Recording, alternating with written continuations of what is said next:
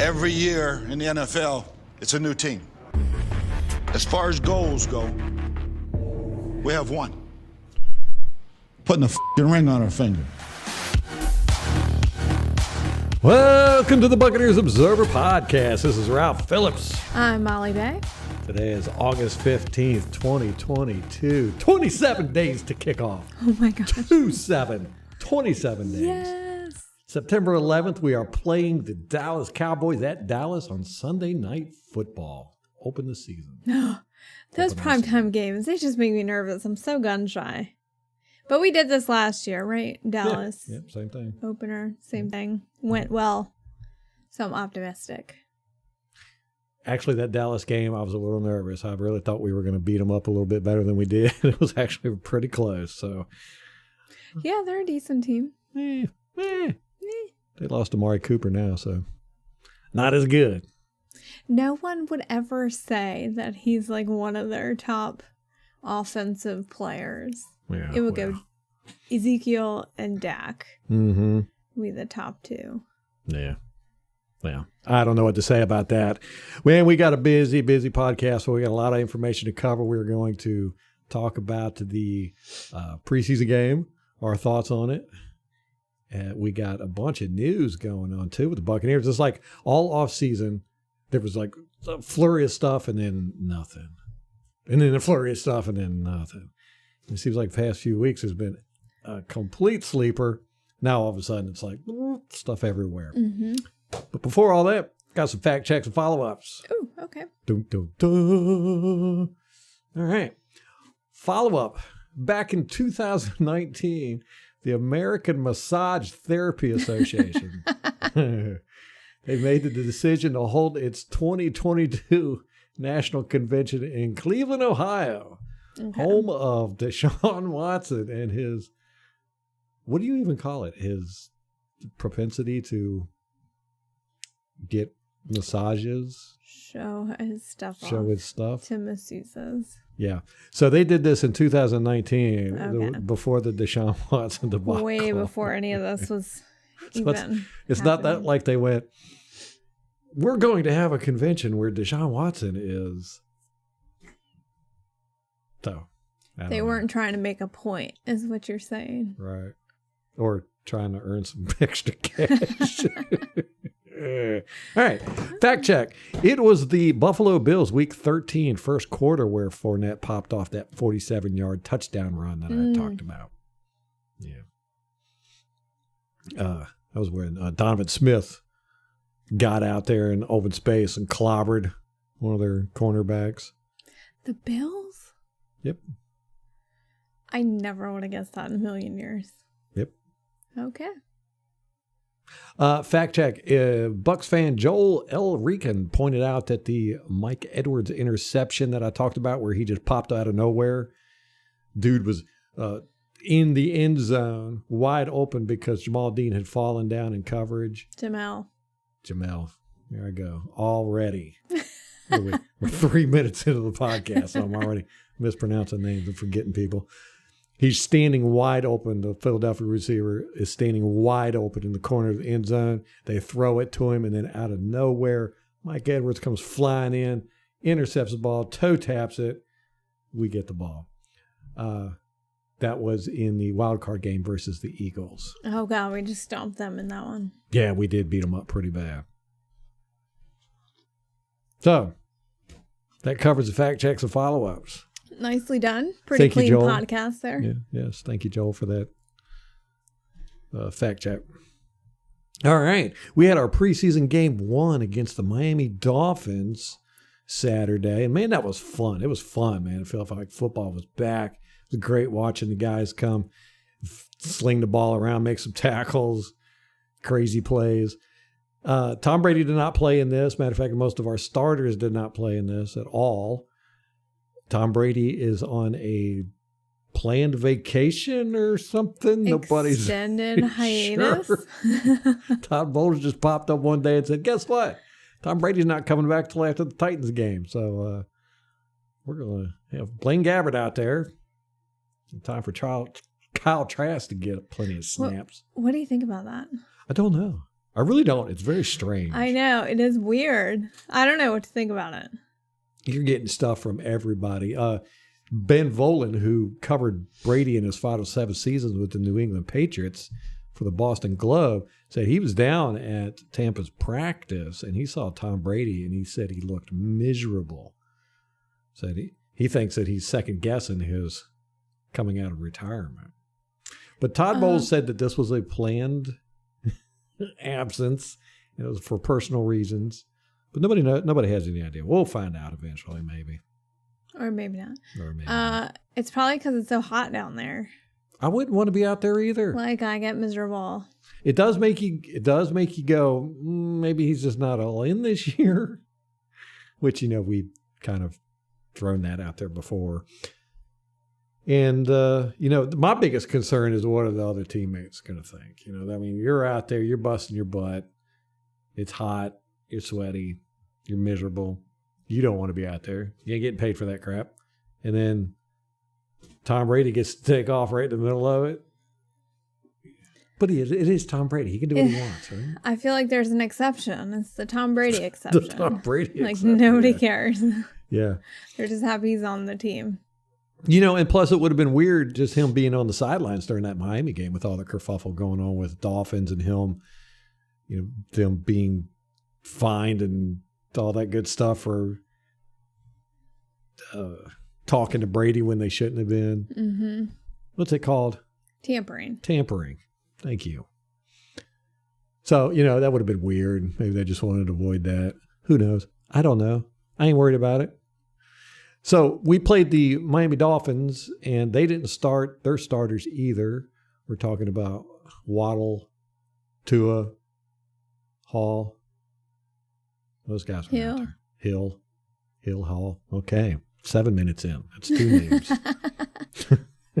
Well, I didn't know there might be a Hall on there. I don't know anything is. about the Dolphins roster. So, we're looking at the Dolphins. To start off with, they're not a good team. They're just not. And did you see their coach? Oh, my God. The intern? He did. What was it? Yeah. Rondé, who announced the game, he said, he looks like he should be on the beach DJing or something. Oh, my gosh. He does not look like cool enough to be a DJ. He did not look like a football guy at all. Another clipboard carrier. You think so? Yeah. I don't know anything about him. He looked like one, the glasses, the clipboard. Mm-hmm. I just assumed. He looks like he's going to get hit, on the sidelines. Somebody going out of bounds one day and he's going to break him. That'll be the last we ever see of that dude. I don't see how players can look at him and respect him as a football mind. We'll find out. I have a hard time with Sean McVay and LaFleur. Yeah. But Sean McVay, I feel like has some cred because he's got a hot wife and Super Bowl also. Right. So you get some credibility that way. LaFleur, I don't know. He's just. But this guy is not on the same level as those two. I need to look into his history and see where he's from, what he is, how much of a football guy he is. This could be, we were talking about owners last podcast about how we're seeing this wave of non-football ownership come in. Might be the same thing with coaches, LaFleur, what is that all about? GQ model. I know. It's like we're wanting these you got to fit a certain profile now, and it has nothing to do with football. Don't know anything about the guy. He might be an awesome football genius. What if he's the Miami guy? What if he is a coach's kid or something? That could be. Don't know anything about him. I know. So we started off, and again, like I said, the Dolphins, they're not the greatest team in the world, and their second and third stringers are definitely not going to be that good. So you got to take everything we saw on the field with a grain of salt. Mm-hmm. It's not like we were going up against the Kansas City Chiefs or the Rams out there who have depth.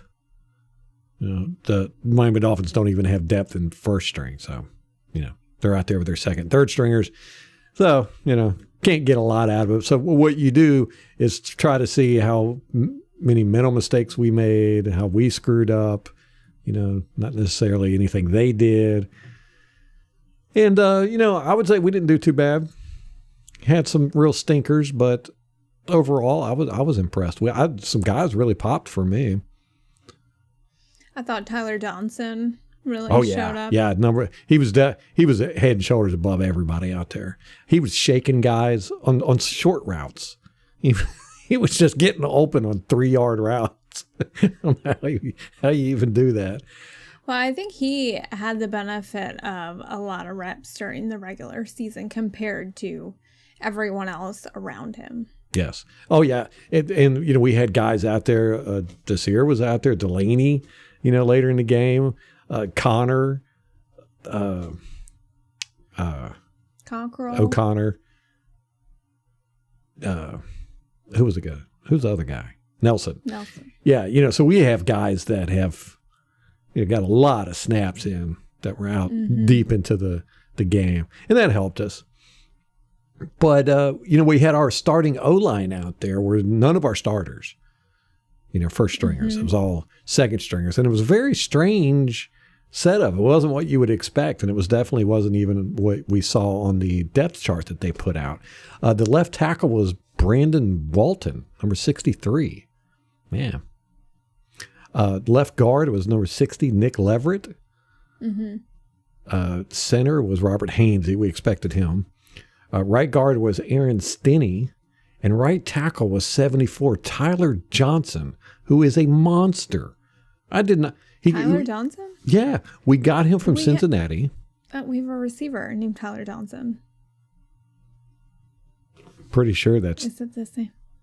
Okay, let me recheck on this real quick. Tyler Johnsons. I mean, it's kind of a common name. It wouldn't surprise me. Fred Johnson. Fred. Oh yeah. Yes. Yeah. It's all coming back to me now. All right. 12 minutes in. 3 names I botched. Yeah, Fred Johnson. We got him from the Bengals. The guy is huge. I mean, he dwarfs everybody out there. He reminds me of DeMar Dotson. But, DeMar Dotson was kind of a lumbering guy. This guy's got some feet to him. Oh, he does. Yeah, he's 6'7", 325 pounds. And I swear that's I would say he was 6'9". I mean, he towered over all the other offensive linemen. I did not realize he was that big. And he's probably 350. He was a big boy. Yeah, he's a big boy. And he's light on his feet, relatively. I watched him a lot. I was very interested to see what he did. He did great, man. I mean, his run blocking is really good. And, he did pretty good in pass pro. Had trouble with outside speed, but, you're that big, you're going to have a little bit of trouble with that. And communication issues between him and Stinney. There was a couple times they screwed up, but it was all communication issues. It wasn't, but yeah, I mean, Johnson never got beat. He got beat with speed to the outside edge once. He still got his hand on the dude, kind of pushed him. But other than that, man, he was just dominating everybody. I was impressed with him. Robert Hainsey, interesting style he's got. He likes to grab guys by the shoulder pads and then twist them to the ground. And now, I don't know if this is a style he's got, because I've noticed they were doing it to him too. So I don't know if it was just, everybody was just mad that somebody started it. So that it was like all game long they did that. Now, this group, they were out there until the third quarter, I believe. Wow. At least the first half. There were times I thought where the protection was a little sus. And I couldn't tell if it was the line or if it was Trask. I felt like it was Trask. I mean, the line. In particular, there were the 2 turnovers, which I thought the first one was kind of BS. I thought Trask's arm was going forward. I thought it should have been an incomplete pass, but they called it a fumble. Yeah, I looked at that, replayed it frame by frame. He got hit in the elbow. When he was in the back position, and when he started moving forward, the ball was loose. So it was a good call on the field. It was really close. I mean, you really had to. Either way, but should have gone in the Bucs' favor. Right, but he got hit in the elbow, and it caused the ball to come loose. Before he got his motion going forward. I don't know. I was with you, and they did do a good job at replaying. It's preseason, so oh god, they're the camera so work bad was with trash. Yeah, I know. Like the interception that they threw, that was a total luck. They got caught up between his legs, basically, and we never did get a good shot replay on that one. No, I couldn't tell. Yeah, that one was a freak thing. You couldn't see if it hit the ground or anything. So. Yeah, they It's didn't really preseason. care to find out either. Yeah. Yeah, so that was our starting O-line, and they switched out to our third string O-line with 2 minutes left in the third quarter. So we had right tackle was Hubbard, 68. Right guard was Curtis Blackwell, a rookie. Center was John Malcolm, 75. Left guard was 67, Luke Godke, rookie. And left tackle was 65, Dylan Cook, who was a rookie too. So we had 3 rookies out there from the fourth quarter, for the whole fourth quarter. As far as the protection goes, it was really just a matter. I mean, our guys weren't getting beat so much as it was just communication issues. And they were their defense was doing a lot of twists and stunts, and it really confused our guys. So I thought Trask looked pretty good. Yeah, I didn't have a problem with him. Especially the way people were talking about him in training camp, that he was he looked awful. He was throwing a lot of interceptions. I was pleasantly surprised. I did think a couple of times he got a little Jameis Winston-y, like happy feet, not sitting in the pocket, trying to make too much happen. Yeah, and I felt like he held the ball too long a few times.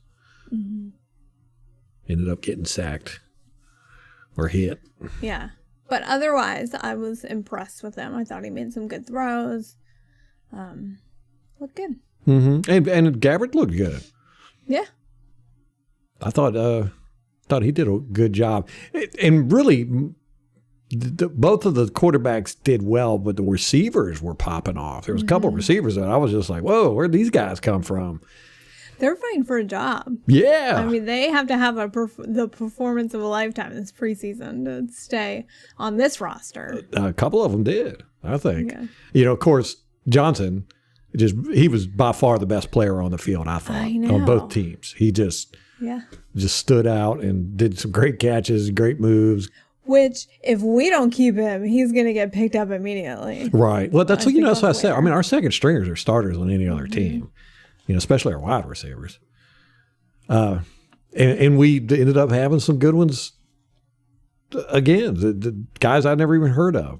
So we'll talk about them in a minute. But number 29, running back Rashad White, he did the first kickoff return.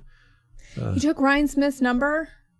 I sure did. I'm just, how dare you? The horror. The horror. Buccaneers legend, Ryan Smith. Or Logan Hall took JPP's number, 90. That one is a little tough. Yeah. Now, I'll say this. I watched Logan Hall. He was out there for the first quarter and a half, and then he came back briefly in the fourth quarter and played. Was not impressed with him at all. As a matter of fact, there was a couple plays I was like, ooh, that looks pretty bad. Him and Grant Stewart got faked out on a run and play one time, totally faked out. Oh, God. And Logan Hall was generally confused. He had no idea where the ball was. He was standing there like spinning in circles in the backfield. No, seriously, he was lost. He had no idea where the ball went.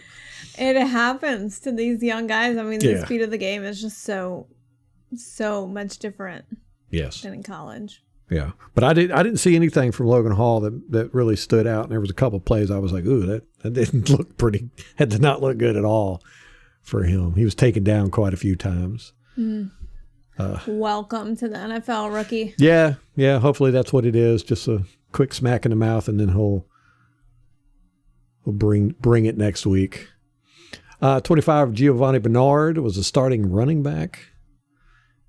He had a couple plays out there. Blaine Gabbert, of course, number 11 was a starting quarterback.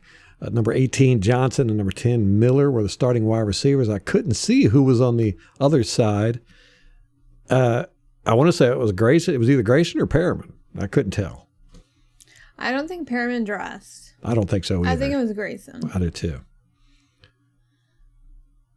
So, yeah, it was in the first quarter at 11-16 when number 90 Logan Hall and number 48 Grant Stewart got tricked on the run and play.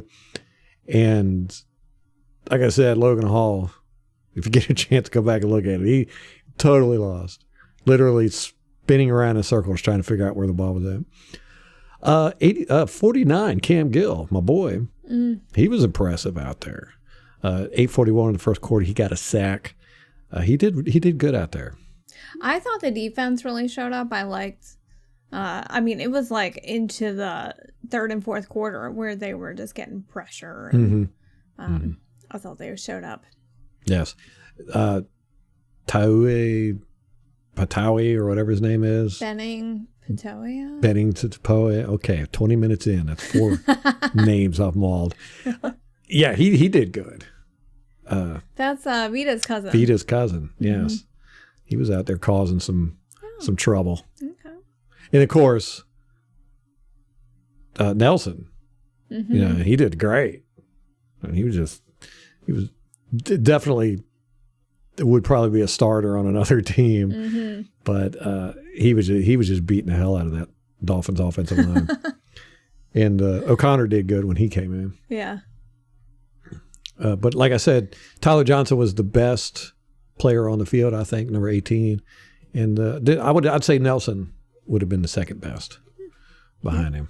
I can see that. Offensive line, number 64, Stinney. We pulled him a lot.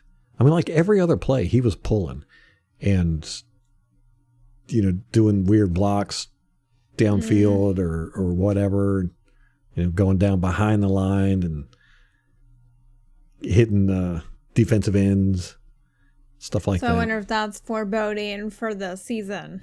I don't know. Kind of one of the schemes they're going to be running. Like, why would they have him doing that, not everybody else? Right. Maybe they were just trying to see if, he was like, hey, I like to pull. And they were like, oh, well, try it out and see what you got. Maybe. Our tight ends. I like these guys. Oh, you do? Yeah, all of them. 88 Cade Oaten, 41 O'Keefe to 82 J.J. Howland. Those guys were out there blocking and catching balls. And just that 41 O'Keefe, he likes to hit people. He's the redheaded one, right? I guess. I couldn't tell through the helmet. Yeah, I think he's built like an offensive lineman. Yeah. He doesn't look as big. Cade Oaten and J.J. Howland definitely look bigger than he did, but it's kind of hard to tell because he's just flailing around out there. Cade Oaten had that one like terrible block where didn't he block somebody into Tyler Johnson? That was O'Keefe that did that. Oh, it was. Yeah. He actually, the Stinney pulled, and I want to say it was the center got kind of pushed to the left, and O'Keefe was kind of supposed to help the center, or should have anyhow, and he didn't, and he ended up getting behind. Look at this mess.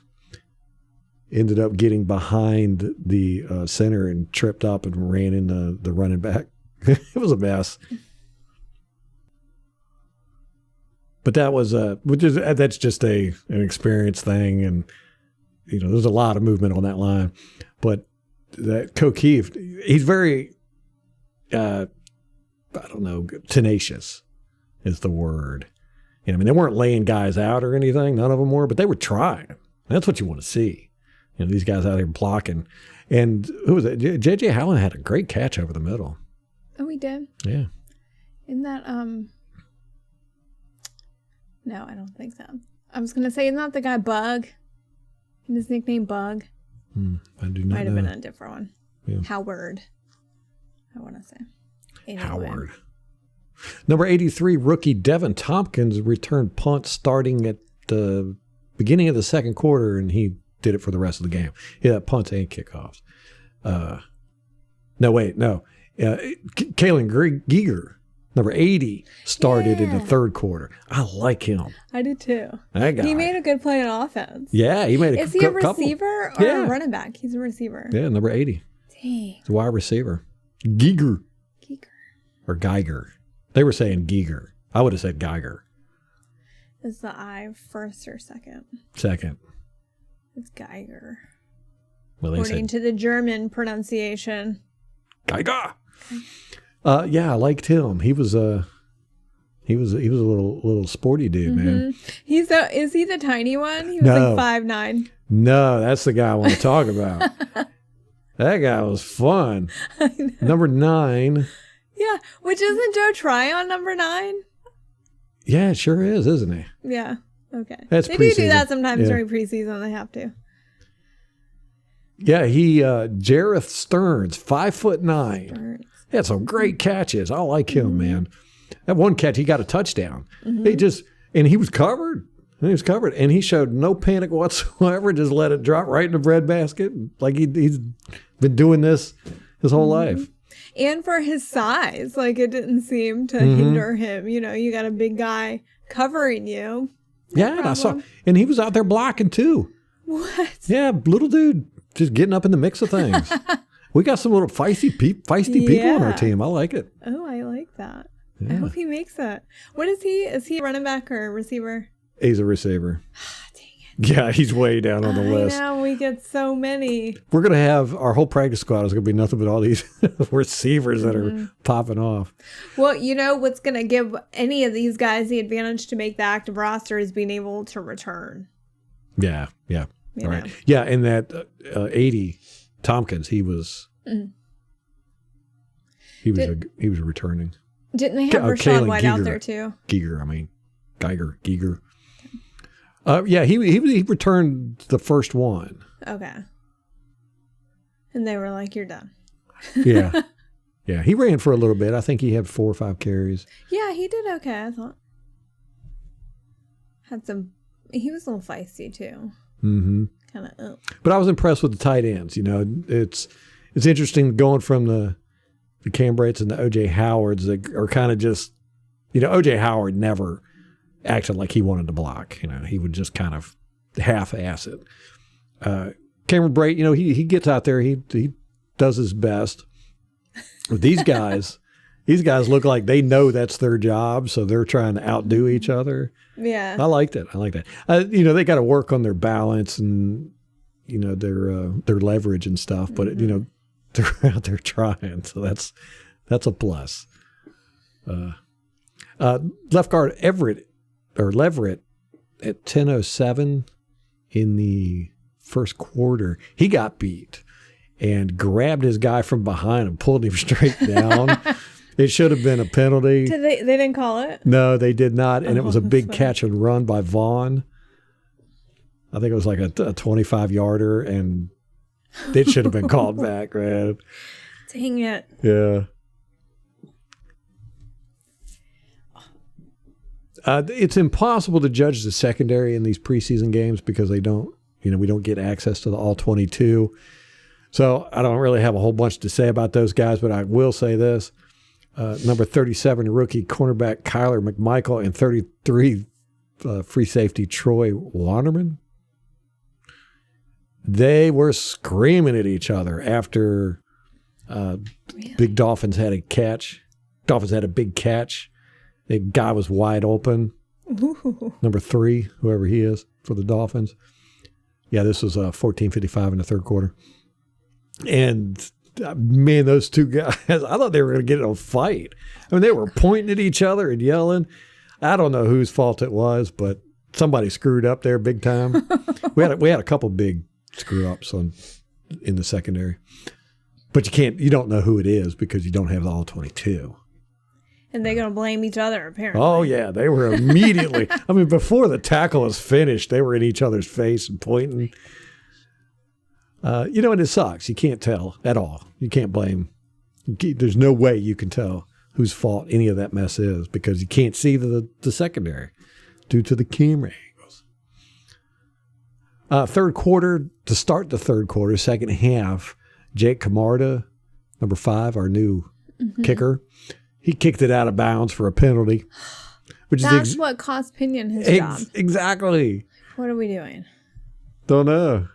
Apparently we out of the frying pan into the fire there. And we assume that's why Pinion lost his job for the 2 bad kicks during the Rams playoff game that went out of bounds. And so this guy, his first kick, boom, out of bounds. Man. And then, of course, 19 Borregales. Borregales. There we go. 30 minutes in, I've screwed up. I don't know if that's 5 or even 6. right. It might not be. Now, he made a 53-yard field goal near the end of the third quarter, but then he ended up missing the game winner. I think it was like a 43-yarder. And he had made it. They iced the kicker. So he made the first one, and I even mocked. Did he? He made the first one, and I was even mocking the coach. I was like, "Oh, clipboard carrier is gonna ice the kicker." He's so creative. And of course, and it worked. It's like, dang it. Yeah. Well, what was that kick? It was the weirdest kick, and of course they didn't replay it. I know. Yeah, it was a very weird kick. It was low and it curved a hell of a lot and ended up hitting the right upright. You know, I mean, it was going left. It was a very strange kick. It looked like a curveball. So I think Suck Up is. Yeah, you know, he's in a battle with Suck Up right now, and that's not a very good look. Well, and I think Borregales has, I don't know if he's had the edge in camp, but he's done well in camp. I don't know what Suck Up's done because Bucs Twitter is not really talking about him, but Borregales has had a really solid camp. Mm-hmm. But that's what I've heard. It does not translate always onto the field. And then it's a high pressure situation, you know, 49-yard kick to win the game. It's what kickers love. Yes. He couldn't handle it. Couldn't handle it. Or something happened. We don't know, but we didn't get a good replay on it. So you couldn't tell if it got blocked or, you know, if the holder screwed up. We don't know. Have no idea. Let me see. There, 51, J.J. Russell. He's a rookie. He did not do good. He was inside linebacker. Not impressed with him at all. He had a lot of screw-ups. Kevin Minter back. Where is he? But yeah, he looked kind of confused out there. Gave up a lot of gap responsibility. Caught out of position a lot. He needs to step up his game. Looked kind of confused. Didn't know what was going on out there. But then that number 9 wide receiver Stearns again. He caught a great. It was 4th and 12. We were down. It was 1 minute, 10 seconds left in the fourth quarter. It was 4th and 12. The score was 24-26, the Dolphins. And he caught that pass and got us in field goal range. It was like, yes, I like that guy, man. He's a little shifty dude. He's fun. Yeah. And I really liked it when I saw him up in the mix blocking, up in the line. I was like, I like blocking. Yeah. You can tell a lot by the guys that will get in there and throw their bodies around. So that was the game. What did you take away from it? What do you think? It's so funny that you were talking about the tight ends because all I could see were the wide receivers. Like that was, to me, that's really what defined the game, particularly Tyler Johnson. Yeah. He showed up. He looked great. I thought he was the best player on either side. I did too. The Bucs or the Dolphins. So well done, Mr. Johnson. Yeah, he looked really smooth out there. Made some great catches, but his routes were just. He shook some guys, which we don't do a lot. You know, our receivers don't do a lot of juking out. They're more physical. They hit you. Yeah, we hit our routes and then get you when the ball comes. But Johnson was shaking guys and it just looked real smooth out there. So hats off to him. If he doesn't stay with the team, he'll get signed somewhere. Probably the Dolphins. Right. So like, man, that guy burned us. Yeah. But yeah, I thought we looked good. You know, especially considering we didn't have any starters out there at all, I don't think, at any position. And, you know, we played pretty good football. We had some breakdowns on the offensive line, but like I said, it was mainly communication or, you know, those guys not working together well. Had some problems in the secondary and the linebacker position, inside linebacker. Other than that, I think we did well. But again, I think the secondary issues was communication as well. So, you know, it's just rookies or, you know, second, third string guys that don't get a lot of snaps out there, not knowing what's going on. Still learning. And it's really a high pressure for them because for a lot of them, It's their only shot. Yep. This is the last time they'll play football, probably. Yeah. And our starters, they've been in this system for 3 years. Mm-hmm. They've been playing together that long, some of them longer. So they really have the advantage in camp. And plus, they're getting all the snaps. And so these third, fourth string guys, they got to come in. They got to learn everything very quickly. They got to show up enough. They got to hope that they get enough snaps. Mm-hmm. So it's a huge, huge pressure situation for these guys. Yes.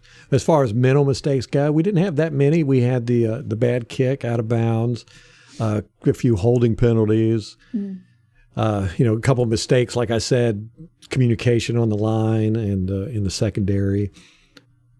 But it wasn't disastrous. Mm-hmm. That's a good thing. And really, I mean, the score, they beat us by 2. We were up. Oh, yeah. We were clobbering 14-6. It was those 2 turnovers, which were kind of freak things that helped them get up. So, and then, we didn't have that turnover go in our favor. So, That's right. We had the interception that it looked like he toe tapped in. Mm-hmm. But again, they didn't have good replay angle on it. So. They played it like one time. At first, I was like, there's no way that was even close because Todd Bowles challenged it. And you're like, why are you challenging that? Mm-hmm. But then it did look like he nearly did get the toes in, which was really impressive. Mm-hmm. But when they reviewed it, they said, no, he didn't. So good effort. Yes. We didn't get a chance to not be outraged by it because the angles were... They just showed like one angle replay after every play, and it was always from a long distance shot, and so you're like, I can't tell anything. So, I think we looked good. I was happy with it. And it was good. Man, it was good to watch football again. Mm-hmm. I know. So we've got all the other games have already happened. So we watched a little bit of Atlanta and Detroit. And then we've got the Panthers and the Saints. So I don't know who they played. Yeah, we'll have to watch them this week. And then we got to watch some. Who are we playing? Tennessee next? Yeah. Okay. So, all right, you want to, I have some injury news after. Yes, that's right. We got a big injury actually, right? I know. Cam Gill was spotted at camp on a scooter with his right foot in a boot. No. So, yes, I know. He had left the game Saturday with an injury. Which, this happened to him last season. Really? Same thing, yeah. Injured all through camp. And, he shows a lot of promise, but then can't get on the field. I mean, he did play last season. So maybe it's not accurate to say that. But. Yeah, he got a few snaps in. Yeah. So, and then Giovanni Bernard is not practicing. It's Monday. But he doesn't have, his ankles aren't wrapped or anything. He had left the game with an injury. So, which, again, he seems a little fragile. Yeah. I know. Same thing. And then Kenyon Barner, another running back, we put him on IR, which I don't know what the injury is. And then Patrick Laird got signed. You said he was with the Dolphins? Yeah, he's from the Dolphins. What is he? Running back. Okay. So, Kenyon Barner's out for the season, apparently. Well, I don't know. I think... Yeah, the new IR rules, they can come back, but... I know. Well, and we haven't even hit the deadline to, designate the IR people. And sometimes, they'll designate them to come back. So, I mean, it could just be a short stay. We don't know. You got any more injury news before I move on? No. Okay. The NFL had their top 100. They aired the top 50 of the top 100.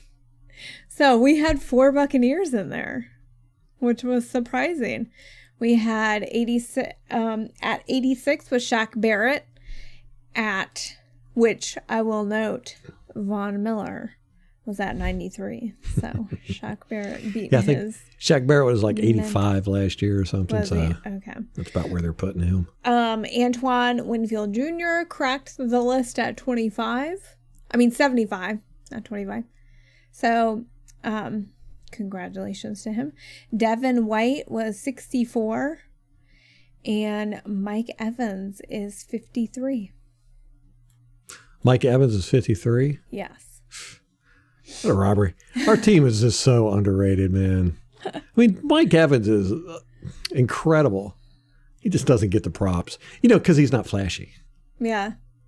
That's the thing. But when you go back and you watch, man, he catches. I mean, the long balls between him and Brady last year were just beautiful. There's so many of them. Well, and look what he's done with his career. I mean, right? Nobody's had nobody's ever done that before. 8,000-yard seasons. I mean, he beat out Randy Moss, Jerry Rice, Calvin Johnson. I mean, all these people. Yeah. He never gets the nod for even in the top 5. Some people might put him in top 10, but I'm like, man, he's top 3 if you ask me. Criminal. Okay, that's all that I've got, Ralph. Mike Williams, we had talked about this during the offseason. He was charged with a misdemeanor battery. Remember that? Yes. And there was a warrant out for his arrest. Well, he did turn himself in. So he was arrested July 22nd, Manatee County, and then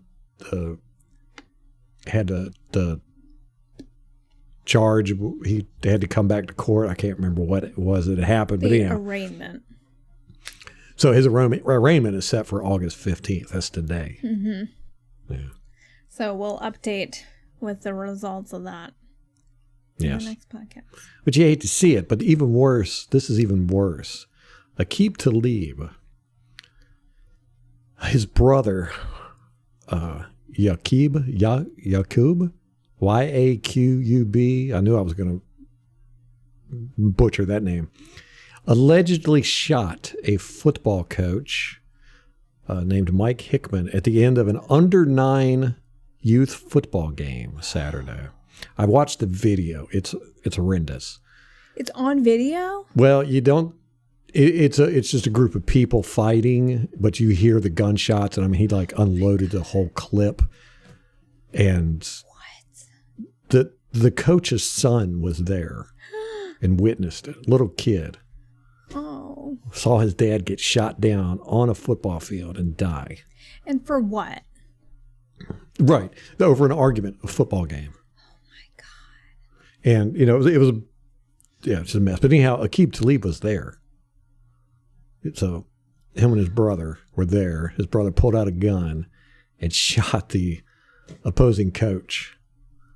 Now, if you're not aware, Aqib Talib used to be a Buccaneers cornerback. We drafted him. He was with us for quite a while. He was purged when the Shiana regime came in and did all the purging of the drug addicts and strip club fanatics. And Aqib Talib ended up going to the Patriots. He ended up winning a Super Bowl with them. He also won a Super Bowl with the Denver Broncos later on. Aqib Talib has had some legal troubles himself, quite a few, had some suspensions while he was with us, DUI. He ended up punching a guy in the face, a taxi driver, remember that? Mm-hmm. That was in 2010. Okay. Like right after he was... The Raheem Morris era. Yeah, the Raheem Morris era. In 2016, in the offseason, you probably remember this, he shot himself in the leg. Yes, and he originally claimed he was at a park and some guys shot him. But then later come to find out he was at a strip club and shot himself. Oh my God. But there was a shooting at the strip club. Nobody's exactly sure anything that happened, but we do know that he did lie to the police officers and he did shoot himself and he was extremely intoxicated, but there was never any charges and the NFL never disciplined him for that. And it makes you wonder, what is it with these guys? I mean, come on. Here it is. You've got you got the best of the world, and you go and you do stuff like this. You know, Mike Williams, the Winslow Juniors, the Aaron Hernandezes, the Ray Michael Caruso, the Michael Vicks, man, you're just, come on. I mean, your brother, you're with your brother. He's carrying a gun at a kid's football game, and he shoots the opposing coach over a disagreement. It's just horrible. I mean, you just want to cry, man. Don't know. And then Marshawn Lynch, he got arrested. Do you watch the video on that? No. Yeah. Cops pull up. He had this car, like a sports car. He had run the tire completely down. I mean, it was on the brake pads. Oh my God. And he was up on the curb. And he'd obviously been driving like this for quite a while. And, the witnesses had said he was driving on the curbs. And he was so drunk or drugged up, I don't know what it was, that, I mean, he was just talking nonsense. And he was like in the car with his pants down to his mid-thigh. And, the cops were like talking to him, and he was just out of it. And then he wouldn't get out of the car. So they had to yank him out and throw him to the ground and handcuff him. Guys, enough. Like, it's what ridiculous. Are we doing? You have the world at your feet. Yes. I mean, you could do anything. Right. I mean, Aqib Talib is a commentator for Fox Sports. Mm-hmm. Marshawn Lynch had just signed a thing with Amazon. Mm-hmm. You're like, guys, but they've been doing this their whole career. It's not, I think the problem might be is that they're not getting, like when you shoot yourself in the leg, there should be some consequences besides going to the hospital, I guess, I don't know. It's just sad stuff. Anyhow, Nacho, our boy Nacho, 56. Mm-hmm. The Buccaneers had set up a camera, and they had asked players as they were coming off the field, who has the most energy? And to a man, they all said Nacho. They were just like Nacho. And he's up there as far as crap talkers, too. So I have been going on a campaign on the Buccaneers YouTube channel to try and get them to mic him up. This has been years now. We've been hearing about him being, a great, he's got all this energy, and he's always on the field talking crap and running his mouth. I want to hear it. We get glimpses of it now and then. Mm-hmm. But mic him up. I want to hear it. You would have thought when he was starting last season, when Vita was out, would have been a perfect opportunity. Yes, right. I know. Maybe he's just not family friendly enough for them to do it. That's kind of what I'm thinking. It must be he swears too much. Yes. They'd have to bleep out everything. Speaking of injuries, Jason Light was talking about Ryan Jensen, and they said, do not plan on putting him on an injured reserve until the regular season begins, because under the NFL rules, that timetable would allow Jensen to return late in the year if he were healthy enough, which is exactly what you said. Mm-hmm. So that stuff better than most. The injured reserve stuff. It was just a guess. I was just pulling it out. The good thing about it is that they still haven't got information about the timetable with him because of the swelling. But to me, it sounds like it's nowhere near as bad as everybody thought it was. I was under the impression he was gone for the season. Yeah. Now they're talking about at least him coming back mid-season. Well, and he's at camp with just a brace. I mean, there's no crutches. He is using a golf cart, I think. But, he's not, he doesn't seem like it's as serious. Yes. So that was good news to hear. Anthony Becht, he used to be a tight end for the Buccaneers. He played for us for 2005 to 2007. He's going to be the head coach of the XFL, St. Louis Battlehawks, for the 2023 season. I like Anthony Becht. I listen to him. He's got podcasts and YouTube channels and stuff. Is he going to keep that up? Don't know. Probably not. Well, good for him. Congratulations. Yeah. The XFL, they're working in partnership with the NFL, from what I understand. It's part owned by Dwayne "The Rock" Johnson, or as our daughter likes to say, Dwayne "The Walk." But it's also partly owned by Dani Garcia, the chairwoman, and Redbird Capital Partners. But somehow the NFL is working with them. It's not like a competing league, I don't think. The NFL is certainly going to make sure it stays that way. Yeah, right. Yeah. That's why they're involved. Yes. The vice president and officiating and rules innovation manager is Dean Blandino. Remember him? I know the name. Why do I know the name? Yeah, he was was he a ref? Well, he was the head of the NFL officiating department for 20 years. But then he went to, I want to say it was Fox. I think he was one of the first that started doing the in-house booth officiating reports. Okay. If you saw him, you'd recognize him. I know, I will. It's driving me crazy that I can't place him right now. Yeah. So next year we're going to have XFL, and I think they're going to do a spring league. Not real sure.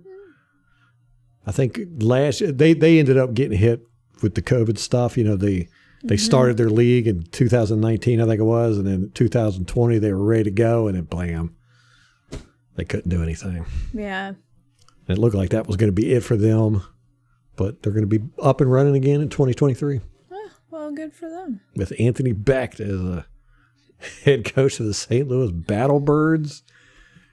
Blue Hawks, what are they? My goodness. Battlehawks. But when I say Battlebirds and the Blue Hawks, it's the Battlehawks. Close enough. Yeah. Beck also coached high school football, I think it was. Yeah, he stayed pretty involved in the football world. Good for him. Yeah. Well, that's about it. We've got the next preseason game is the Tennessee Titans. It's going to be Saturday at 7 p.m. Pretty sure it's at 7. 7 or 7:30. Well, this one was at 7:30, so I think the next one was at 7. Okay. We have to get down to 85 players tomorrow on the 16th. Oh, man. I know. So we got five guys that'll be getting cut sometime between today and tomorrow. Interesting. I wonder who it'll be. I don't know. I wonder if it'll be any of the guys that did not play well last night or Saturday night. My vote in that case would be number 51, J.J. Russell. If I had to cut somebody off the island, that's who it would be. Had to vote them off. Yeah. We shall see. I don't have any preferences. Man, we had so much to cover. We were like, man, we're going to have to zip through this. And, this is probably going to go 15, 20 minutes over. I'm finished with everything. We still got like 7 minutes. Yeah, we're fine. We're fine. I'm starving too. So. Okay, so let's get you a snack. Snacks. Let's do it. All right. Anything else? No, I think that'll do it. Titans are going to be Saturday night, 7 o'clock. And WFLA TV. Be there or be square. And this is going to be at Tennessee. We are probably going to see pretty much the same guys. Gabbert will come out, play maybe the first quarter, and then it's going to be Kyle Trask. We might even see our fourth stringer. Ryan Griffin, who's been our backup quarterback for 8 years. Did we see him at all? No. I didn't think so. Mm-mm. We should see a little bit of him. Yeah. Sometime in the next 2 games. But I'm anxious to see. I want to see number 9 again. Mm-hmm. Number 80. Is it 80? The Geiger. Mm-hmm. Fred Johnson. I like watching him. 74, right tackle. Big guy. Just reminds me of DeMar Dotson so much. And that's about it. And the tight end some more. I know. I'm going to be watching the tight ends, I think. Yeah. We are going to have joint practices with Tennessee this week, really? too. Yes. So, which I was bummed that Tom Brady's not going to be there because, you know, him and Vrabel are old buds. Yeah, they always talk crap to each other. You know, Vrabel's going to be texting him. Yeah. Calling him out. I know you're scared to play my team. Yeah, he probably will be talking crap the whole time. Yeah, that was great on the football line, or the Man in the Arena. Mm-hmm. I had no idea him and Vrabel were that close, and Vrabel just constantly talks crap to him. Apparently, Vrabel does that to everybody, but yeah, he doubles down with Brady, and now that he's a coach, he can really talk mess to him. I think Brady enjoys it. Oh yeah, Brady loves that stuff. All right, Ralph, let's go get you a snack. Let's do it. All right, guys, till next time. Go Bucs.